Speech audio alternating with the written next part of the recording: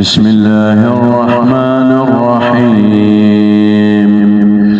يا أيها الذين آمنوا لا تقدموا بين يدي الله ورسوله واتقوا الله إن الله سميع عليم. يا أيها الذين آمنوا لا ترفعوا أصواتكم فوق صوت النبي ولا تجهروا له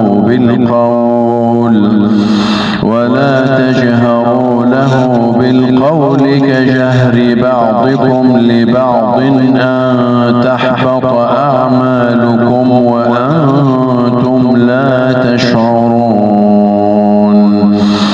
إن الذين يغضون أصواتهم عند رسول الله أولئك الذين امتحن الله قلوبهم للتقوى لهم مغفرة وأجر عظيم. إن الذين ينادونك من وراء الحجرات أكثرهم لا يعقلون.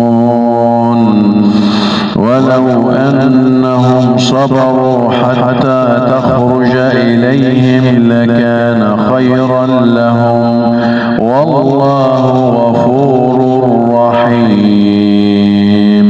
يا أيها الذين آمنوا إن جاءكم فاسق بنبأ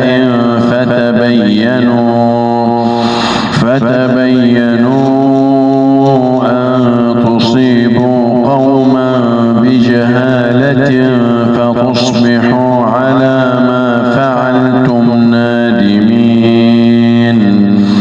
واعلموا أن فيكم رسول الله لو يطيعكم في كثير من الأمر لعنتم ولكن الله حبب إليكم الإيمان وزينه في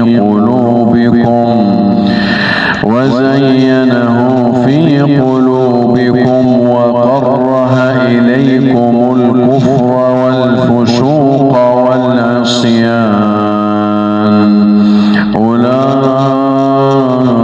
هم الراشدون فضلا من الله ونعمة والله عليم حكيم.